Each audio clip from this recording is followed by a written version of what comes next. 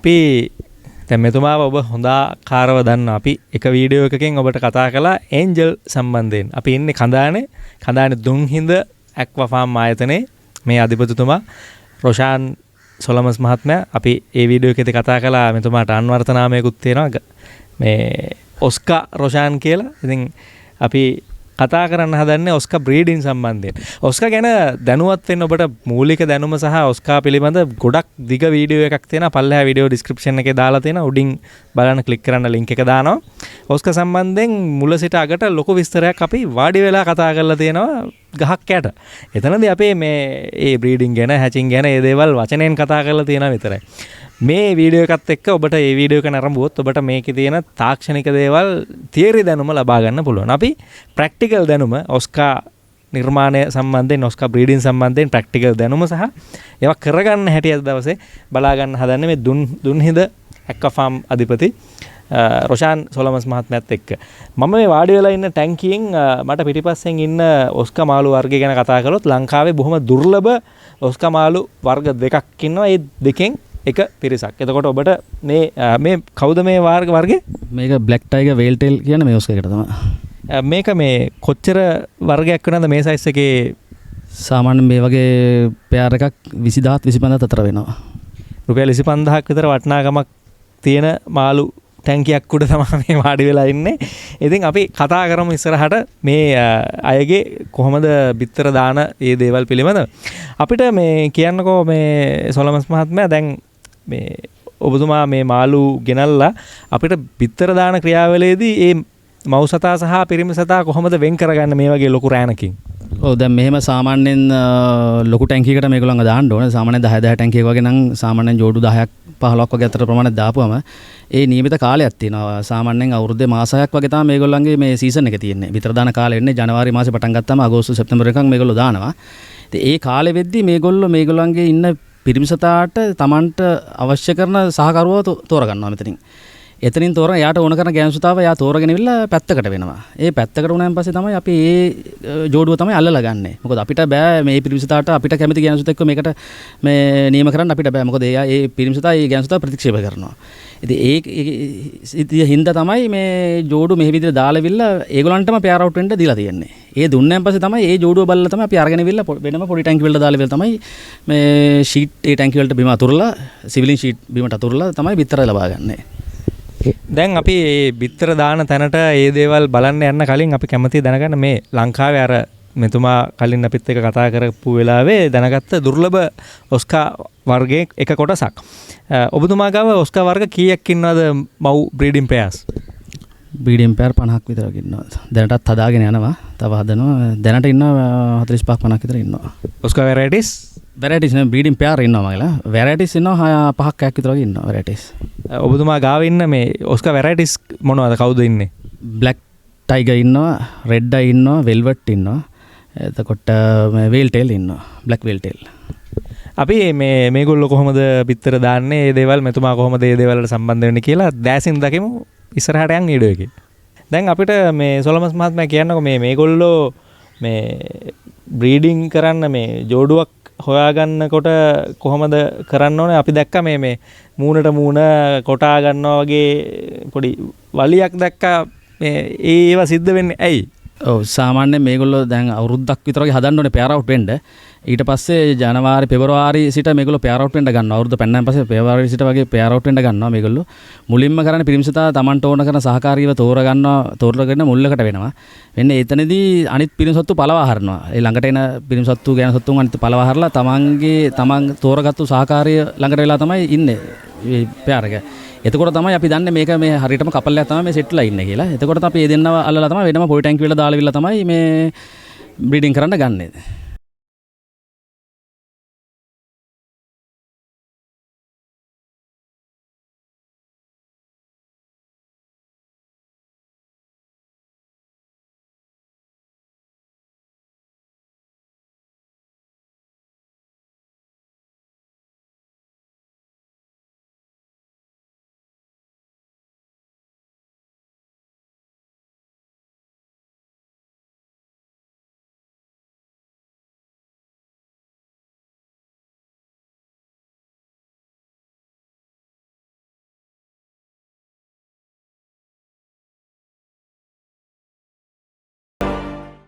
Music එකක් එක්ක ඔයගොල්ලෝ දැක්කා ඔස්කා අර අපේ සොලමස් මහත්මයා කිව්ව විදිහට වෙන් කරපු ජෝඩුවක් පැටව දාන ආකාරය.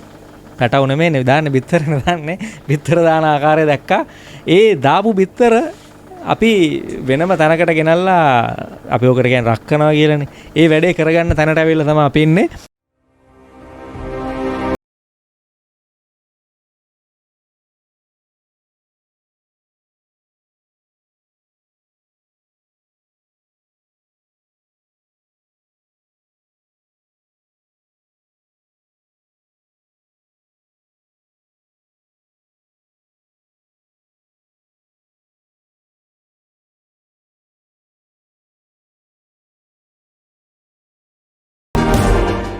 අපි දැනගන්න කැමති මේ සොලමස් මහත්මයා දැන් අපි දකින මේ පුංචි ටැංකියක් මේ ටැංකියක ප්‍රමාණය කීයක් කොච්චරද?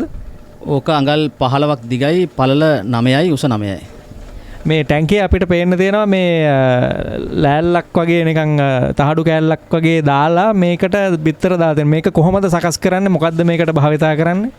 මේකට පාවිච්චි කරන්නේ බොහෝ දුරට ටයිල් කැටයක් හෝ සිවිලින් ෂීට් කෑලි සම්සි ප්‍රමාණයට කෑලි කපාගත්තු සාමාන්‍යයෙන් අඟල් 10න් 10ට වගේ කොටස් වලට කපාගත්තු කෑලි ටැංකිය පුරා අතුරනවා. මව් සතු දෙන්න ඉන්න ටැංකිය පුරා අතුරලා තියෙනවා. ඊට පස්සේ තමයි මව් සතු දෙන්න බිත්තර දාන්නේ. ඒක කෑල්ලක් තෝරගෙන ඒකේ බිත්තර දානවා. ඒ දාලා ඒ දැම්මෙන් පස්සේ තමයි මේ ටැංකිය වලට ගෙනල්ලාවිල්ලා මේකට ඔක්සිජන් ලයින් එකක් දීලා මෙතිලින් බ්ලූ දාලා අලුත් වතුර දාලාවිල්ලා ඒ කැටේ මේකට බස්සනවා. බස්සලා දවස් 4ක් යද්දි මේකෙන් පැටව හැලෙනවා. ඒ පැටව හැලිච්ච අවස්ථාවල් තමයි මේ තියෙන්නේ දැන් සේරම. ඔව් දැන් ඔබට මේ මෙතන දකින්න පුළුවන් ඒ අලුත දාපු බිත්තර ප්ලේට් එක සහ බිත්තර ප්ලේට් එකෙන් එක්කෙනා ගැලවිලා පැටව බවට පත් වෙන දේවල්. දැන් මේ සාමාන්‍යයෙන් ප්ලේට් එකක පැටව විදිහට ගැලවිලා වැටෙන්න කොච්චර කාලයක් යනවද බිත්තර කාලේ ඉඳලා? දවස් 4ක් යනවා. දවස් 4ක්. ඔව්. දවස් 4ක කාලයක් මේ බිත්තර ඒ විදිහට බිත්තර විදිහට තිබිලා පැටව බවට පත් වෙන්න ගත වෙනවා. දැන් එහෙම පැටව විදිහට පත් වුණාට පස්සේ මොකද කරන්නේ? ඊට පස්සේ මේගොල්ලෝ දැන් මේකේ ඉන්නවා තව දවස් 6ක් 7ක් විතර වගේ ප්‍රමාණයක් මේකේ ඉන්නවා. මේකෙදි කෑම දීමක් සිද්ධ කරන්නේ නැහැ. ඊට පස්සේ මේගොල්ලෝ දවස් 6ක් විතර ගියන් පස්සේ මේගොල්ලෝ පීනන්න ගන්නවා. පීනන්න ගත්තයන් පස්සේ තමයි අනිත් ටැංකි වලට මේගොල්ලන්ව දාලාවිල්ලා ඊට පස්සේ කෑම දීම පටන් ගන්නවා මේකෙදි. ඒ පීනන්න ගත්ත අය ළඟට ගිහිල්ලා අපි කතා කරමු ඒගොල්ලන්ගේ පෝෂණය, ඒගොල්ලන්ව පරිස්සම් කරන හැටි, මේ දේවල් සම්බන්ධයෙන්.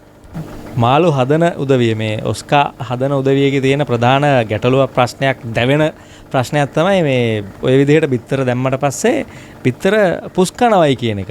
ඒ වගේ ඒ දිලීර හරි මොකක් හරි මේ වෙන මේ ජෛව ක්‍රියාකාරීත්වයක් නිසා තමයි මේ දේ සිද්ධ වෙන්නේ. මේ එහෙම වුණාම මේ සොලමස් මහත්මයාලා මොකද කරන්නේ? මේ පුස් කෑමට සහ ඒවට ප්‍රතිකර්ම මොන වගේ දේවල්ද යොදන්නේ? මේකට මට කෙලින්ම උත්තරයක් දීමට අපහසුයි. මොකද නොයෙක් පැතිවල පවතින දේශගුණ අනුව තමයි මේකේ පුස්වීම බලපාන්නේ ගොඩක් දුරට. සීත වතුර වැඩිපුර බලපානවා මේකට ගොඩක් දුරට. ඒ වගේම විතර නරක වීම සඳහාත් ඔය එක සතුන්ගේ මේ ක්‍රියාකාරීත්වය බලපානවා. නමුත් මේකට අපි පැටව හැච් කරන එකට මෙතිලින් බ්ලූ ටිකක් දාලා තමයි හැච් කරන්න ගන්නේ. ඊට අමතරව මේකේ මව්සත්තුන්ගේ ක්‍රියාකලාපය බලපානවා. මොකද මේ මව්සත්තු දැඩිව ඉන්න ඕන මේක බලපෑමට.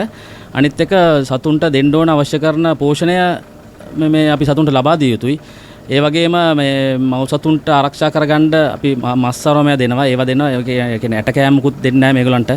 බොහෝ දුරට හරක් මාස් වල හදවත දෙනවා, හાર્ට් එක දෙනවා. ඊට අමතරව ඉස්සෝ හාල් මැස්සෝ එහෙම දෙනවා. ඒ කෑමවල තියෙන සංඝටක තමයි මේ බිත්තර පුස්වීමට ගොඩක් බලපාන්නේ. ඒ කෑම අපි පෝෂ්‍යදායි ආහාර දුන්නොත් තමයි මේ බිත්තර පුස්වීම ගොඩක් දුරට වළක්ව ගන්න පුළුවන්.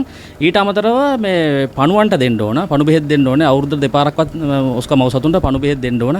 ඒ දේවල් වලින් ඒ නිසි ක්‍රමයට කරනවා නම් මේ පුස්වීම ගොඩක් දුරට වළක්ව ගන්න පුළුවන්. පුස් වෙන්නේ නැතුව නෙමෙයි, පුස් වෙනවා. නමුත් ඒක ගොඩක් දුරට වළක්ව ගන්න මේ ඒ කාරණා ඉවහල් වෙනවා. දැන් ඔබතුමා කිව්වා අපිට මේ පණු බෙහෙත් දීමක් සම්බන්ධයෙන්. දැන් අපි වගේද ඒගොල්ලන්ටත් පණු බෙහෙත් අපි පාවිච්චි කරන මිනිස්සු පාවිච්චි කරන පණු බෙහෙත්ද නැත්නම් විශේෂ පණු බෙහෙත් වර්ගයක් තියෙනවද? ඔව් මිනිස්සු පාවිච්චි කරන පණු බෙහෙත්ම තමයි මේගොල්ලන්ට දෙන්නේ බොහෝ දුරට. මේකේ මෙබෙන්ඩසෝල් කියලා පණු බෙහෙත් එක ඒකත් මිනිස්සුන්ගේ මේ පරිභෝජනයට ගන්න දෙයක් ඒකත්.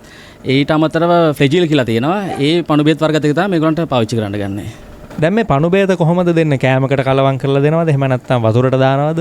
කොහොමද මේ පණුබේත අපිට දෙන්න පුළුවන් ඔස්කා මවුසතුන්ට? පණුබේත් දීමේදී අපි පාවිච්චි කරනවා මේ ප්‍රීමා හෝ මේ ඇපෙක්ස් එකේ ලොකු ඇට කෑම එකක් පාවිච්චි කරනවා. ඒ පාවිච්චි කරලා පණු බෙහෙත් ඉස්සලා කුඩු කර ගන්න ඕන. පෙති දෙකක් හෝ තුනක් කරන් අපි ඉන්න මාළු ප්‍රමාණය අනුව මේ කුඩු කරගෙන ඉවරලා ඒක ඒ කෑම තවරන්න ඕන මේ ෆිෂ් ඔයිල් මාළු ඔයිල් තියෙන සංකටයත් එක්ක මේක කලවම් කරනවා. කලවම් කරලා පණු බෙහෙතුත් ඒකට කලවම් කරලා ඒ කලවම් කිරීමෙන් වෙන්නේ මොකද්ද? මේක පවුඩර් කරගත්තු පණු බෙහෙත් මේ මාළු කෑම එකේ තැවරෙන එකයි. ඒ තැවරුණාන් පස්සේ තමයි මාළුන්ට ආහාර දීමට මේ යොදාගන්නේ. බේත් කියන ජාතිය ආවට ගියාට බොන්න කන්න බෑනේ. බේත් කියන දේවල් වලට මාත්‍රාවක් තියෙනවා. දැන් අපිට කියන්නකෝ සොලමස් මහත්මයා මේ කොහොමද මේ මව් ජෝඩුවකට පණු බෙහෙත් දෙන මාත්‍රාව? සාමාන්‍යයෙන් අපි ජෝඩුවක් වශයෙන් ගන්න අපි එකපාර සේරම ඉන්න මව්සතු සේරටමයි මේක දෙන්නේ. සාමාන්‍ය ගෙවල් වල හදන අයට නම් අවශ්‍යයක් වෙන්නේ නැහැ පණු බෙහෙත් දීම. අපි මහා පරිමාණයෙන් කරන බෝ කිරීම තැන් වල පමණයි පණු බෙහෙත් සිද්ධ කරන්නේ. සාමාන්‍යයෙන් ඇටකෑම කිලෝ එකකට මේ මෙබෙන්ඩසෝල් කරල් 5ක් හෝ 6ක් තමයි දී කරන්නේ. ඒකට දී කරලා ඉවලා තමයි අරකට කෑමට කලවම් කරලා ඉවලා දීමට සලස්වන්නේ. දැන් අර රංචුවෙන් ආදරය කරන දෙන්නව අපි එළියට ගන්නවා. ඒ දෙන්නව වෙනම ජීවිතයක් ගන්න. දැන් අපි නම් කසාද බැඳලා ගෙවල් දොරවල් හදාගෙන දෙමෝපියන් වෙනවා වගේ අපි වෙන් කරන ජෝඩුවක්. දැන් සොලමස් මහත්මයා මේ ජෝඩුව වෙන් කළාට පස්සේ ඒ අයට හදන ටැංකිය මොන වගේ වෙන්න ඕනද? මොන වගේ ප්‍රමාණයකද ඒ ටැංකිය සකස් වෙන්න ඕනේ? ඔව් අපි දැන් මම කියවනේ වේලපා දෙන්නෙක් පෙරාරට් වුණාන් පස්සේ දෙන්නව වෙන් කරගන්න ඕනේ කියලා. ඊට පස්සේ සාමාන්‍යයෙන් ප්‍රමිතිය තමයි අඩි 3.3 ටැංකියක් තමයි මේකට සුදුසුම ටැංකිය. ඉතින් ඒ වගේ ටැංකියකට අලුතෙන් වතුර පුරවලා සම්පූර්ණ බිම මේ සිවිලින් ෂීට් කෑලි වලින් අතුරන්න ඕන. අතුරලා ඉවලා තමයි මේ පෙරාර වෙච්ච ජෝඩුව ඒ ටැංකියට දානවා. ඒ දැම්මෙන් පස්සේ තමයි ඒකේ තමයි බිත්තර දාන්නේ. දැන් ඔය ටැංකි අපි දැක්ක මේ ඔබතුමාගේ සමහර ටැංකි වල පොල්ලෙලි එහෙම දාලා තියෙනවා. ඇයි එහෙම පොල්ලෙලි දාලා? ඒ අලුතෙන් හදපු ටැංකි තමයි ඒ සීසන් වෙන්න තමයි ඒ සිමෙන්ති සැර යන්න එපායිනේ. ඒ යන්න හින්දා තමයි පොල්ලෙලි දාලා සති දෙකක් විතර පරණ කරලා තමයි මාළු දාන්න ගන්න ඊට පස්සේ. ඒවා හොදලා යවලා අලුත් වතුර පුරවලා තමයි මාළු දාන්න ගන්න ඒකට. ඔව්. එතකොට මේ බ්‍රීඩින් ටැංකිත් සකස් කරගන්න ඒ විදිහට. සකස් කරගන්න ඒ විදිහටයි. එතකොට දැන් බ්‍රීඩින් පෙයාර එකක් ඉන්න ටැංකිය එක වතුරවල උෂ්ණත්වය එතකොට මේ තියෙන මේ ඒ අර පරපෝෂිත ජීවීන් නැති වෙන දේවල් පාලනය කරගන්න මොන වගේ සම්මත තත්ත්වෙන්ද පාවිච්චි කරන්නේ? අපි ගත්තොත් මේකට දාන්නේ මොන වගේ රසායනික දේවල් දානවද? එහෙම නැත්නම් ස්වභාවික දේවල් පාවිච්චි කරනවද වතුර කන්ඩිෂන් එක තියාගන්න? කන්ඩිෂන් එක තියාගන්න සාමාන්‍යයෙන් සතියකට සැරයක් විතර වතුර සයිෆන් කරනවා. ඒ කියන්නේ කුණු ඇදලා දාලා කරලා අලුතෙන් වතුර පුරවනවා. ඊට අමතරව ලුණු ස්වල්පයක් සාමාන්‍යයෙන් අඩි 3.3 ටැංකියට සතියකට ලුණු ග්‍රෑම් 250ක් විතර වගේ ටැංකියට දානවා. ඊට අමතරව මාසයකට සැරයක් මව්සත්තු දෙන්නව සම්පූර්ණයෙන් ටැංකියෙන් ඉවත් කරලා ටැංකිය සම්පූර්ණයෙන්ම හොදලා ඉවරලා අලුතෙන් වතුර පුරවලා තමයි මව්සත්තු දෙන්නව දාන්නේ. එතකොට කන්ඩිෂන් එක ඒ ආකාරයට තියාගන්න පුළුවන්.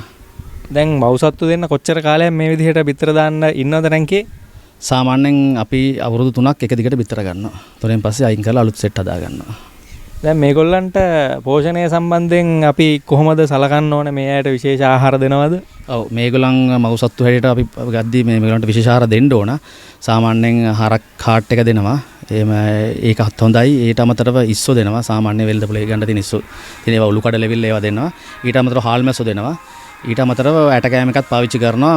අපි දැක්ක මේ ජෝඩු ඉන්න ඒ අම්මා තාත්තා ඉන්න ජෝඩු වල ටැංකිය වල හැම තැනම ප්ලේට් දාලා තියෙනවා. එහෙනම් ප්ලේට් ගොඩක් දාන්න හේතුවක් තියෙනවද? ඔව් ඒක එහෙම ප්ලේට් දාන්න හේතුව තමයි මේගොල්ලෝ බිත්තර දාද්දි අපි දැන් ප්ලේට් දෙක තුනක් ටැංකියට දැම්මොත් මේගොල්ලෝ ඒ ප්ලේට් අතහැරලා ටැංකිය පතුලේ තමයි බිත්තර දාන්නේ. ඉතින් ඒක වළක්ව ගන්න හින්දා තමයි මේ මුළු ටැංකියටම ප්ලේට් දාන්නේ. ඒ ප්ලේට් එකේ දාන බිත්තර තමයි අපිට ගන්න ලේසි. ටැංකිය පතුලේ දාන බිත්තර ගන්න අමාරුයි. ඉතින් ඒ හේතු හින්දා තමයි මේගොල්ලෝ මාළුන් විසිතුරු මසුන්ගේ නුණක් අරන් මස්සය මෙයා. ඔස්කා කියන්නේ විසිතුරු මසුන්ගේ නුණක් අරන් මස්සය. ඉතින් ඒගොල්ලෝ කොයිලාත් කල්පනා කරන්නේ අපි බිත්තර ගන්න හින්දා තමයි ඒගොල්ලෝ ප්ලේට් අයින් කරලා ඉවිල්ලා එතන බිත්තර දාන්නේ. ඒක ගන්න බැරි වෙන්න හේතුව. ඒක නිසා තමයි සම්පූර්ණ මුළු ටැංකියටම ප්ලේට් දැම්මන් පස්සේ ඒ එකක කොයි හරි ඒගොල්ලන්ට බිත්තර වර වුණාම ඒගොල්ලෝ දානවා. ඒතකොට අපි මේ ප්ලේට් එක කරන් තමයි පොයි ටැංකිය වල දාලා හැච් වෙන්න දාන්නේ. අවුරුදු ගාණක් දැන් මෙතුමා කිව්ව විදිහට අවුරුදු 3ක කාල ඇසීමක් නේද? ඒ අවුරුදු කාල සීමාව අවුරුදු 3ක කාල සීමාව මේ ජෝඩුව මේ ටැංකිය හුදකලා වෙන්නවද? එහෙම නැත්නම් මේගොල්ලෝ වෙන තැනකට දාලා හපව ගන්නවද සීසන් වලදී? නෑ මේගොල්ලෝ අවුරුදු 3 මේ ටැංකිය තමයි ඉන්නේ. සීසන් එකත් ඔෆ් සීසන් එකේ සීසන් එකෙත් මේගොල්ලෝ මේ ටැංකියම තමයි ඉන්නේ. දැන් මේ පැටවු ඉන්නවනේ අලුත් පරම්පරාව. දැන් අපි සොලමන් මහත්මයාගෙන් අහන්නේ මේ පැටවුන්ට මොන වගේ පෝෂණයක්ද දෙන්නේ? දැන් අම්මාගේ ළඟ නැති මේ පැටවු වෙනම හැදෙන්නේ. ඒගොල්ලන්ට කොහොමද ස්වභාවික ආහාරද දෙන්නේ? එහෙම නැත්නම් මොන හරි කෘත්‍රිමව සකස් කරපු ආහාරද දෙන්නේ? ඔව් පැටවු අපි පීනන්න ගත්තන් පස්සේ මේ වගේ ෂීට් වලින් හදපු ටැංකිය වලට දාලා ඊට පස්සේ එදා ඉඳලා මේගොල්ලන්ට සජීවී ආහාර දෙන්න පටන් ගන්නවා. ඒකට තමයි අර ආටිමියා මම කිව්වේ හැච් කරගන්න විදිය සම්පූර්ණම කියලා දුන්නේ. ඒකයි ඒවා දීලා තමයි මේගොල්ලන් ලොක් කරන්නේ. ඒක සාමාන්‍යයෙන් සති 2ක් විතර වගේ කාලයක් යනකම් ඒක පැටවුන්ට ලබා දෙනවා. ඊට පස්සේ තමයි අපි නූරිලෙන් ගෙන්නන අර විශේෂිත පණු වර්ගය දෙනවා මේගොල්ලන්ට ඊට පස්සේ සතියක් විතර. ඊට පස්සේ තමයි අනිත් කෑමකට පුරුදු කරන්නේ. මාසයක් හදනවා. හදලෙන් පස්සේ තමයි අපි ඇනුම් සඳහා ලබා දෙන්නේ. අවුරුදු 25ක කාලයක් සෙල්ලම් කාලයක් නෙමෙයි, සුළුපටු කාලයක් නෙමෙයි. දැන් මහත්මයා දැන් මේ ලොක්ඩවුන් සීසන් කමින් සූන් සමහරව ඉන්නවනේ මේ ලොක්ඩවුන් සීසන් එකේ පොඩි කොල්ල කුරුට්ටෝ මාළු ජෝඩුවක් හොයන් එනවා, දානවා, පැටව ගහනවා, විකුණනවා. මේ මෙතුමල්ලා ව්‍යාපාරයක් විතර අවුරුදු 25 තිස්සේ කැපවීමෙන් කරපු දේ අඩුදක්සේරු කරලා ඒ වෙළඳපොළ මිල වටිනාකම පල්ලෙහාට දාලා මේ නිකන් ආසාවට ජොලියට බිස්නස් කරන සීසන් එකක් එන කාලෙක තමයි දැන් මෙතුමාගෙන් මේ වෙළඳපොළ සම්බන්ධයෙන් අහන්න යන්නේ, ඔස්කා මසුන් සම්බන්ධයෙන්. අපිට කියන්නකෝ දැන් අපි දැක්ක අපේ මේ කැමරා ශිල්පියා ජයසූරිය මහත්මයා ගත්ත ඡායාරූපවල ඒ මේ වීඩියෝ දර්ශනවල තිබුණා ඒ සයිසස්, ලොකු සයිසස්, පෙයා සයිසස්. ඔබතුමා මේ එළියට දෙන්නේ පිටට දෙන්නේ මොන මේ අඟල් ප්‍රමාණය හෝ සෙන්ටිමීටර් ප්‍රමාණය කොච්චර සයිස් මේ මව් ජෝඩුද? ඔව් පැටව් දෙන්නේ සාමාන්‍යයෙන් සෙන්ටිමීටරයට එකමාර 4 සයිස් එක තමයි පැටව් දෙන්නේ. ඒ සයිස් එක තමයි දෙන්නේ. එතකොට මව් ජෝඩුව වශයෙන් ලබා දෙනවා නම් මව් සතු ජෝඩුව වශයෙන් ලබා දෙනවා නම් අඟල් 10 විතර වගේ වුණාන් පස්සේ තමයි. මොකද ඒගොල්ලෝ පෙයාර් අවුට් වෙනවා. ඒ කපල් එකක් සෙට් වුණාන් පස්සේ තමයි ඒ කපල් එක අල්ලලා තමයි එමු පෙයාර් විකුණන්නේ. ඒ විදිහට. දැන් ඔබතුමා අපි අර කලින් වාඩි වෙලා කතා කරපු තැනදී කිව්වා ඔබතුමා ගාව ඉන්න මේ ඔස්කා වැරයිටිස් ගැන. දැන් ඔබතුමාට වැඩිපුරම මොන වගේ ඇණවුම්ද ලැබෙන්නේ? මොන වැරයිටි එක සම්බන්ධයෙන්? සාමාන්‍යයෙන් එහෙමම කියලා නෑ. ඔස්කා ඕනම එකක් මේ කාලේ විකුණන්න පුළුවන්. සාමාන්‍ය වැඩිපුර රෙඩ් අයි එකටයි වෙල්වට් එකටයි වැඩි ඉල්ලුමක් තියෙනවා. ඔබතුමා දැන් මේ ව්‍යාපාරිකෙක් විදිහට මේ අවුරුදු 25කට වැඩි කාලයක් තිස්සේ මේ ව්‍යාපාරයේ යෙදෙන කෙනෙක් විදිහට ඔබතුමාට ප්‍රායෝගිකව මුහුණ දෙන්න වෙන ගැටලු මොනවද මේ මත්ස්‍ය කර්මාන්තයේදී? මේකෙදි ප්‍රශ්න හැටියට තියෙන නිසි කාලට ආහාර නොලැබීමයි. අපිට දැන් සාමාන්‍යයෙන් අපි අධික මුදලක් දීලා තමයි බ්‍රයින්ෂිම් ආටිමියා ගන්නෙ. ඉතින් ලංකාවේ නිෂ්පාදනය මමත් ඔය රැස්වීමවලදී අනන්තවත් මම කියලා තියෙනවා ලංකාවේ දේශීය නිෂ්පාදනය වැඩි කරන්න කියලා. නමුත් ඉතින් බලධාරීන්ගේ ඒකට ඇසියුම් වෙන අඩුයි ගොඩක් දුරට. කෑම සඳහා තමයි ලොකු විදමක් දරන්න සිද්ධ වෙලා තියෙන්නේ මේකට. ඒක තමයි මේකේ අධික පිරිවැයක් දරන්න වෙලා තියෙන්නේ කෑම සඳහා. ඒ හේතුව හින්දා මසුන්ගේ මිලත් අවුරුද්දෙන් අවුරුද්ද එන්න වැඩි වෙන එක තමයි වෙන්නේ. දැන් ගිය අවුරුද්දට මේ අවුරුද්ද රුපියල් 10කින් මත්ස්‍ය ජෝඩුවගේ මිල වැඩි වෙලා තියෙන්නේ. ඉතින් ලබන අවුරුද්දේදී තව ඊට හත්පසෙම වෙනස් වෙන්නත් පුළුවන්. දැන් මේ ඔස්කා බිස්නස් එකේදී දැන් මෙතුමාගේ අපි කලින් වීඩියෝ එකේ දැක්කා ඒන්ජල් බිස්නස් එක. දැන් මේ ඔස්කා බිස්නස් එකේදී අර දැන් මම කිව්ව මේ බිස්නස් එක කඩන කට්ටිය මේ අලුතෙන් ෆෝම් වෙන කට්ටිය මේ බිස්නස් එකේ තියෙන මේ මාකට් එකේ තියෙන වටිනාකම මාළුන්ගේ තියෙන වටිනාකම අඩු කරනවා. ඒ වගේ වෙලාවකදී ඔබතුමා මේ මොන වගේ දෙයක්ද මේ අලුතෙන් ඔස්කා ඔය හදන අයට දෙන උපදෙස් ඔබතුමාගේ අත්දැකීම් එක්ක? ඔව් මම කියන්නේ ඇත්තටම මේ පවතින මාකට් එක වෙළඳපළ හැල්ලුවට ලක් කරන්න එපා කියලා මම කියන්නේ. අනිත් එක මගෙන් පැටව ගන්න සේරමල්ලා මම දැනුවත් කරනවා. මේ මගෙන් ගන්න සේරමලත් මගෙන් අහලා තමයි පැටව මවුසත් මාළු ලොකු කරන් පස්සේ විකුණන්නේ. මගෙන් මිල ගණන් අහනවා. අහලා මම තමයි එතකොට කියන්නේ සාමාන්‍ය මාස 3ක් හදපන් සෙන්ටිමීටර් 5ක් 6ක් තරමට වගේ මාළුවා ලොකු වෙනවා. ඒ කියන්නේ අඟල් 2ක් 2මාර තරම ලොකු වෙනවා. එතකොට මිල මම බල්ලවිලා තීරණය කරනවා මේගොල්ලන්ට කීයක් මිල මේකේ ජෝඩුවට වෙනවද කියලා වෙළඳපළේ පවතින තත්ත්වය අනුව. ඒ කියන්නේ මාකට් එකට බඩු අඩුවෙන් එනවා කියලා කියන්නේ මාළු නිෂ්පාදනය අඩුවෙන් එනවා කියලා කියන්නේ මිල වැඩි වෙනවා කියන එකයි. ඉතින් ඒ අනුව තමයි මිල තීරණය කරන්නේ සාමාන්‍යයෙන් කොහොමද කියලා. දැන්ට පවතින මිල නම් සාමාන්‍යයෙන් බ්ලැක් ටයිගර් කළු ජෝඩුවක් යනවා. සාමාන්‍යයෙන් සෙන්ටිමීටර් 5 කියන්නේ 1.75 204 මිලකට තොග මිලට යනවා. අපි කොවිලත් කතා කරන තොග මිල තමයි කතා කරන්නේ. තොග මිලකට යනවා. සාමාන්‍යයෙන් රෙඩ් අයි වෙල්වෙට් ජෝඩුවක් වගේ ජෝඩුවක් සාමාන්‍යයෙන් යනවා 225 250 අතර වගේ යනවා සෙන්ටිමීටර් 5 වගේ ජෝඩුවක්. ඒ වගේ. මේ මිල ගණන් මේ වීඩියෝ එකේ අපි කතා කරනවා මේ තව අවුරුදු 5කින් විතර මේ මිල ගණන් ආවිල්ලා මේ මහත්මයාගෙන් ඒ ගණන් වලට මාළු ඉල්ලන්න එපා. ඒවා ප්‍රායෝගික නෑ. මේ අපි කතා කරන්නේ අද මේ මැයි මාසේ මුල පළවෙනි සතියේ තමයි අපි ඉන්නේ. මැයි මාසේ පළවෙනි සතියේ මේ වෙනකොට තියෙන මිල ගණන් පිළිබඳව තමයි එතුමා දැනුවත් කළේ. ඉතින් අද ගොඩක් දේවල් අපි ඔස්කා ප්‍රායෝගික දැනුම මෙතුමාගෙන් ලබා ගත්තා. ඉතින් මෙතුමාගේ මේ ව්‍යාපාර කටයුතු සර්ව ප්‍රකාරයෙන් සාර්ථක වෙන්න කියලා අපි ප්‍රාර්ථනා කරනවා. ඒ වගේම අවසාන වශයෙන් ඔබතුමාගෙන් මේ මව්ජෝඩු මිලදී ගන්න එහෙම නැත්නම් තමන්ගේ මඩ පොකුණු වලට මේ මත්ස්‍යයන් ඔස්කා මසුන් මිලදී ගන්නට අපේ ඔස්කර් රොෂාන් එහෙම කමක් නැද්ද කිව්වට කමන්න ප්‍රශ්න ඔස්කර් රොෂාන් කියලා නේ මෙතුමාව දන්නේ ශේෂ්ත්‍රය අවුරුදු 25ක් කියන්නේ ශ්‍රී ලංකාවේ යන්නේ මේ සමහර විට මේ වීඩියෝ එක නරඹන ඔබටත් අවුරුදු 25ක් නැතුව ඇති මාළු ආසාව නිසා. ඉතින් මේ අවුරුදු 25ක කාලයක් ඇතුළත මෙතුමාව ශේෂ්ත්‍රය හඳුන්වන්නේ ඔස්කර් රොෂාන් විදියට. ඔස්කර් රොෂාන්ගෙන් ඔස්කර් ගන්නවා නම් මොන නම්බරයකට කතා කරන්න ඕනේ? 077යි 88යි 77යි 471. අය පාර 077යි 88යි 77යි 471. කඳානේ පල්ලිය කියන්නේ ලංකාවේ ජනප්‍රිය දෙවන්ත ආශිර්වාදයේ බහුල පූජනීය ස්ථානයක්. මේ පූජනීය ස්ථානය තියෙන කඳානේ පල්ලියේ පාරේ දුන්හිඳ ඇක්වා ෆාම් ආයතනයේට ඔබ මේ ඕගොල්ලෝ ආවොත් එහෙම මේ වගා කටයුතු දෙක බලා ගන්න පුළුවන්. වගේම ඔබට ඔබේ අවශ්‍යතාවය අනුව මේ මාළුන් තොග වශයෙන් ලබා ගන්න පුළුවන්. තොග වශයෙන් තමයි. තොග වශයෙන් ලබා ගන්න අවස්ථාව තිබුණා. ඉතින් දුරකථන අංකය අපි ආයෙත් අහනවා. ඒවා අපේ වීඩියෝ එක පුරාම ඩිස්ප්ලේ වෙනවා. ඒ දුරකථන අංකයෙන් ඔබතුමාව මෙතුමාව සම්බන්ධ කරගන්න පුළුවන්. අපි අවසානයට යන්න කලින් ආයෙත් මතක් කරමු. 077යි 88යි 77යි 471. ඉතින් මේ දුරකථන අංක ලබා දීම සම්බන්ධයෙන් අපේ අතීත අත්දැකීමකුත් එක්ක කියන්නම්. අපි මේ වගේ ව්‍යවසායකයන් එක්ක මේ කතා බහ කරලා වීඩියෝස් නිකුත් කරලා තියෙනවා. ඒ වගේම දැන් අද මෙතුමා නම්බර එක කිව්වා වගේම ඒ කලින් වීඩියෝ වලත් අය නම්බර්ස් කියලා තියෙනවා.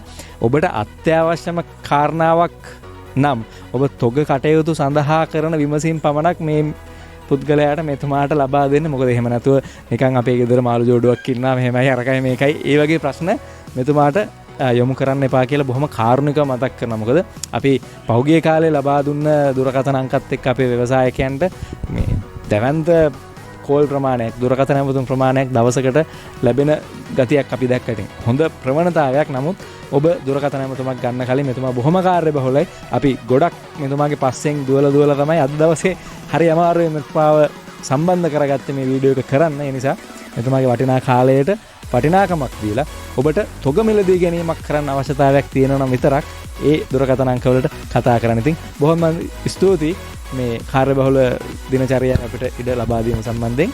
subscribe කරන්න. subscribe කළා නැත්නම් මාළු ගැන වීඩියෝ හොඳට බලා ගන්න, ලස්සනට ක්වොලිටියට බලා ගන්න. වක්‍ර ලයිෆ් තමයි එකම විසඳුම.